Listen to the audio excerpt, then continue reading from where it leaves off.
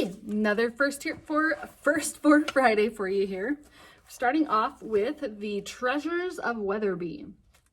Harley J. Weatherby IV leads a lonely existence in the vast Weatherby mansion under the watchful eye of his great Aunt Adelaide, until a mysterious girl named Allegra literally flies over the walls of Weatherby House and into his life.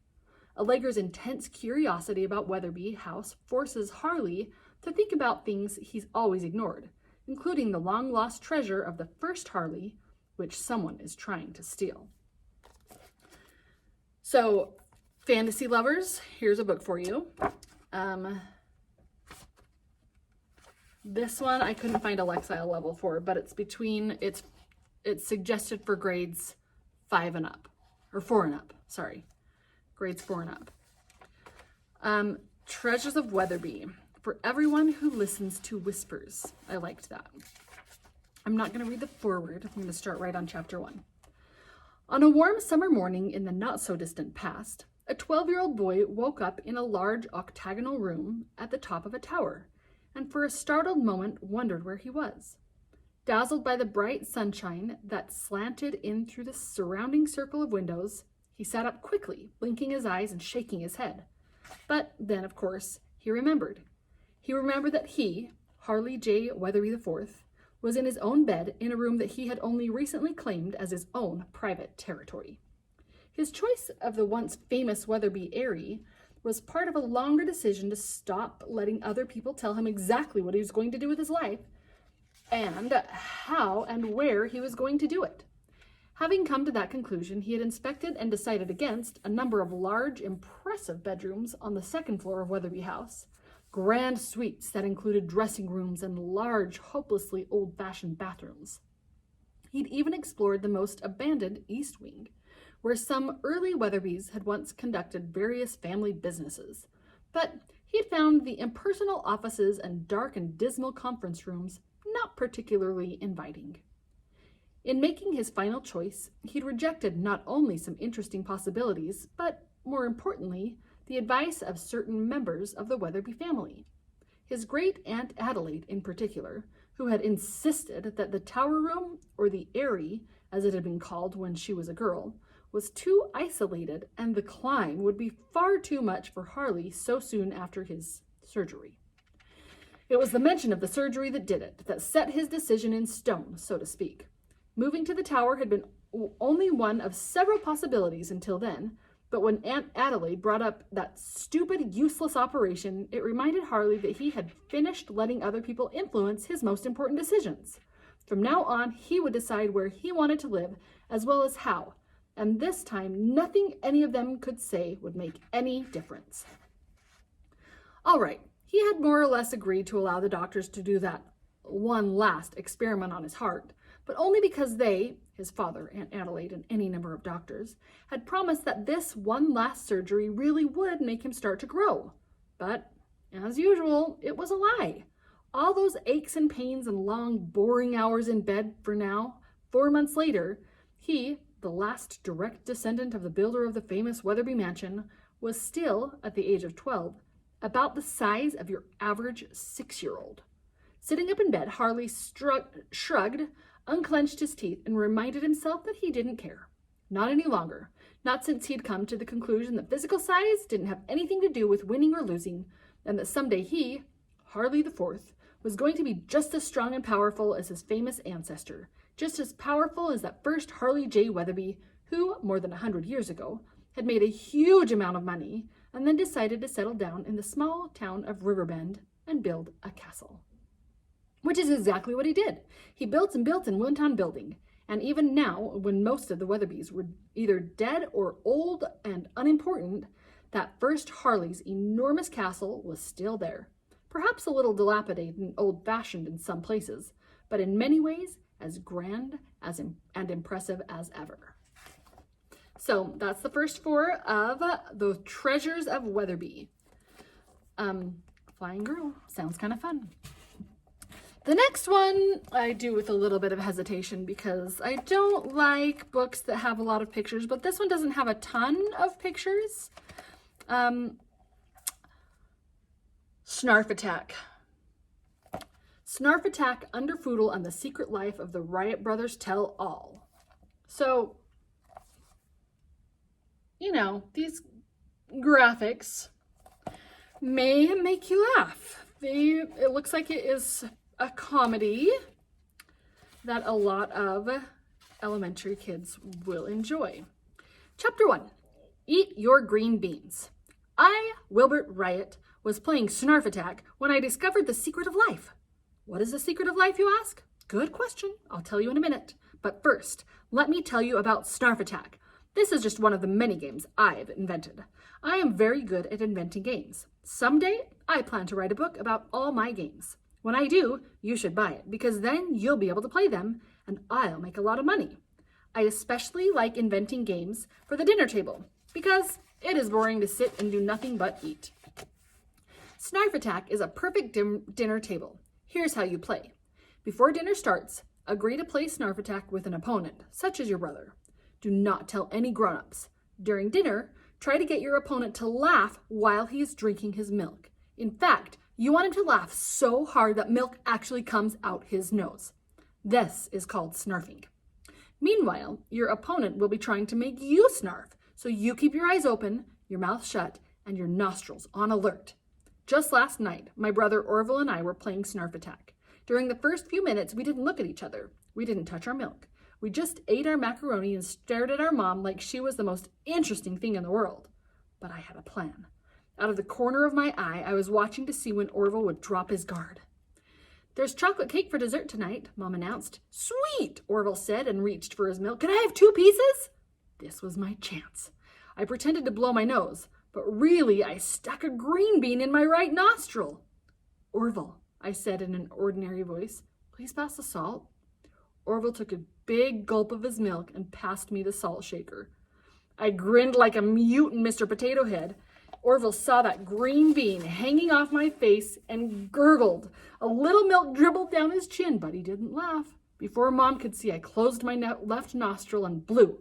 The bean flew out and landed on Orville's plate. That did it. He laughed and milk sprayed out his nose. Score! Orville Riot, that was disgusting, Mom said.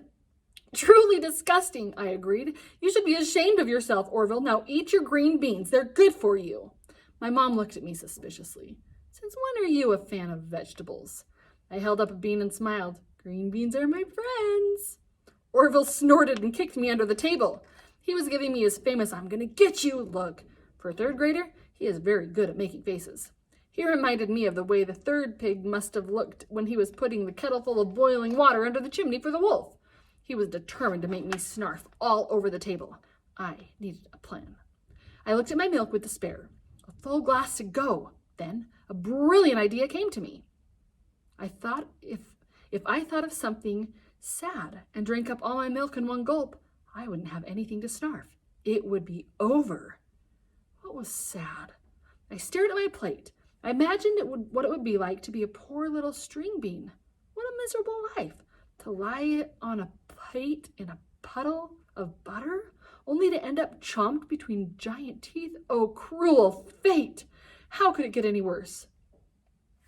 Okay, so that's the first 4 of Snarf Attack, which I can kind of relate to. Our family dinners get a little bit crazy, but we don't stick green beans up our noses. Okay, next one is Joshua T. Bates Takes Charge. Most of the first 4 Friday books this week are strong male leads. So a lot of the main characters in these books are boys.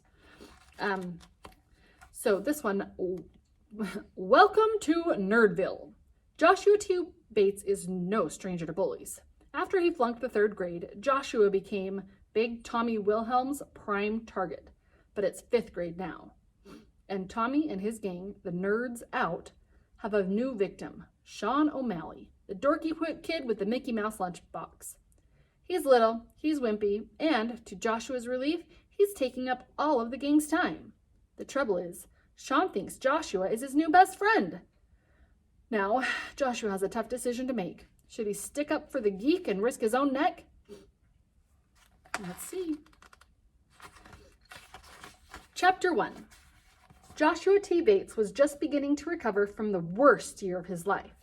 Even now, whenever he walked down the corridor of the library or up to the steps of the gym or out to the playground, he was certain at least some of the children at Murch Elementary were whispering, "That's Joshua Bates. Remember? He's the one who flunked 3rd grade. Children forget what happened last year, darling," his mother had told him. "And besides, you were promoted." "You're wrong about children," Joshua said. "They always remember the bad things about you." The bad thing that happened to Joshua was that at the end of 3rd grade, his parents were told by his teacher that he would have to repeat 3rd grade, which is exactly what happened that September when he should have been in the 4th grade. All that fall of his 2nd year in 3rd grade, Joshua worked harder than he had ever worked in his life, and in November, after Thanksgiving, he was promoted to the 4th grade. Now Joshua had trouble sleeping. He worried about Miss Lacey's 5th grade math class, in which he was getting a D. He worried about baseball and whether he had to play pitcher this spring. He worried about the $5 that he'd gotten from his grandmother for his birthday and lost when he was wearing his blue jeans with the hole in the pocket. But mostly, he worried about being left out. In the 5th grade at Murch Elementary, the only possible way to be included as a regular boy was for Tommy Wilhelm to like you. The fact was, Tommy Wilhelm and Joshua not only were not friends, they were true enemies, and had been ever since Tommy pushed Joshua down the school steps in 1st grade, and no one told the teacher, not even Joshua. Joshua was not exactly afraid of Tommy, but he was careful. It was the first day of school after holiday vacation, and already things had started badly for Joshua. He arrived at school bad-tempered. First off, for Christmas, he got chickenpox, which meant he couldn't go skiing. Instead, he had to stay home with his mother and 2-year-old sister, Georgiana, while his father had taken Amanda, his brainy older sister, skiing. As far as Joshua could tell, Amanda didn't even know how to do anything except read books and talk on the telephone.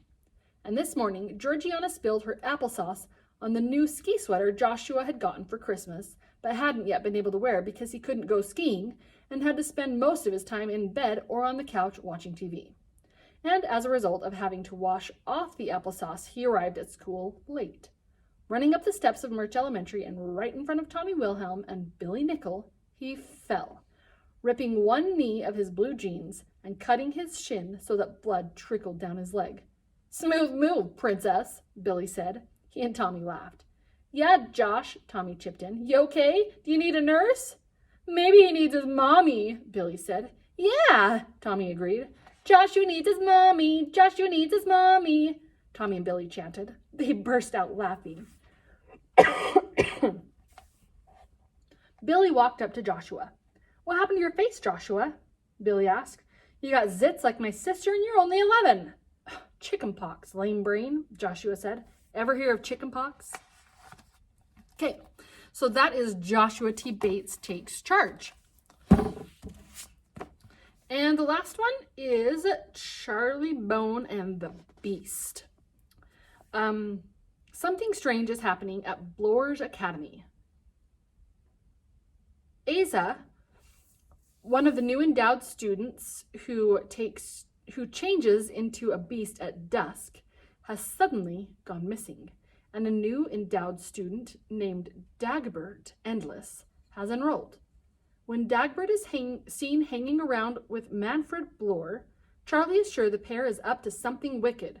With the help of the flames, can Charlie and his friends rescue Asa before it's too late?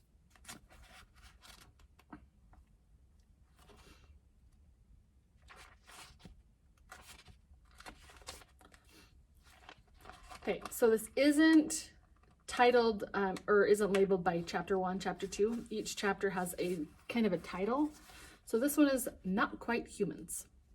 You might think it was rather careless of Charlie Bone to lose his father a second time, especially when he had only just found him. They had been apart for 10 long years, spellbound years for Lael Bone, a time spent in deep forgetfulness when he could remember nothing of his past or even recall his name. This time, at least Charlie knew where his father had gone. He was taking Charlie's mother on a second honeymoon. What could be better than to get away from cold, dark February days to watch whales and dolphins roll through the sunlit sea? They had asked Charlie to join them, of course, but he had politely declined. His parents needed to be alone, and besides, There were things that he had had to attend to at home, a few mysteries to clear up. At that moment, Charlie was standing by the gate of the house where he was born. It was an old red brick building with a steep slate roof and 4 steps up to a blue front door. Charlie and his mother had left the house when he was 2, and he couldn't remember it at all. Even the name was unfamiliar to him. Diamond Corner. It stood at the corner of Diamond Street and Lime Avenue. Charlie was 12 now, a boy of medium height with dark, unruly hair and walnut brown eyes. A boy who was ordinary in every way except one. He was a picture traveler, a talent he had inherited from the legendary Red King. Beside Charlie stood a very tall man with strong, finely chiseled features and straight black hair that had almost touched his shoulders. He wore a long, dark coat, and the brim of his black hat had been pulled down as if to shade his eyes, though there was not the slightest glimmer of sunlight on this murky Sunday afternoon. "Needs a lot of repair," the man remarked, looking at the dark holes where the slates had fallen from the roof. "I wish I could move in right now, Uncle Patton," said Charlie. "You won't have to wait long," said his uncle. "They're starting work next week. Builders, painters, plumbers, and roofers. Let's have a look." Charlie opened the gate and walked up the overgrown path. His uncle followed, jingling a bunch of keys. As they drew closer, they noticed a light in one of the lower windows. "Someone's in there." Charlie ran up to the door. His uncle, only a pace behind, leaped up the steps and fitted one of his keys into the lock. The blue door swung open and Charlie stepped inside. A stale, mildewy smell filled the hallways. The floorboards were damp and dusty, and strips of ragged wallpaper hung from the dark, stained walls. Charlie trod as lightly as he could, but the bare boards creaked with every step he took. He quickly opened a door to his left and looked in the room where he had seen the light. It was empty. Uncle Patton nodded at a half-open door on the other side of the room. "The kitchen," he whispered. A shuffling sound could be heard. It was difficult to make out where it had come from. Charlie sprang across the room, his uncle's heavy footsteps pounding after him, but the kitchen was too empty. A sharp bang sent Charlie bounding through the kitchen and into the hallway. The back door swung open, hitting the wall behind it with another loud bang. A blast of cold air hit Charlie as he squinted outside. He was just in time to see 2 figures slip through a broken fence at the end of the yard. "Hey!" cried Charlie, running through a sea of long, dried grass and weeds. When he reached the fence, he peered into the narrow gap, but the intruders had vanished. "Could have been tramps." Uncle Patton kicked a pile of newspapers in the corner. "Let's go, Charlie." "Can I go upstairs?" begged Charlie. "I want to see if I can remember the room where I slept in." "Go on, then." Uncle Patton followed Charlie up the stairs. When he reached the top, Charlie stood and stared at the 2 doors in front of him. There were 2 more leading off to the hall on his left and another on his right. He chose the last one. "You did remember, Charlie." "I just guessed," Charlie said. He pushed open the door. Oh! It was impossible to move any farther into the room. Every floorboard had been lifted. Some stood against the walls, others lay scattered on the narrow planks that supported the floor. How very odd. Uncle Patton peered over Charlie's shoulder. "I didn't know the builders had started already." They looked in the other rooms. Everyone was in the same state. Floorboards were wrenched up and thrown carelessly into corners or strewn across the thin planks. "Looks like somebody's been searching for something," Charlie remarked. "A pretty desperate search," his uncle agreed. "I imagine they did the same downstairs, but relayed the boards in case anyone looked through the windows." "I don't like to think of strangers coming in and trashing my old home," said Charlie. Okay, that is the first 4 of Charlie Bone and the Beast. Some of you may have read some of these Charlie Bone books. There are many of them, but and I haven't read any of them yet. This one sounded really good. But I've heard that you can read them as standalone books. You don't have to read the rest in the series in order to understand what's going on. So there's Charlie Bone and the Beast. So all of these books are about boys. So those of you who like things a little more rough and mysterious and things like that, there are some good choices for you. Okay,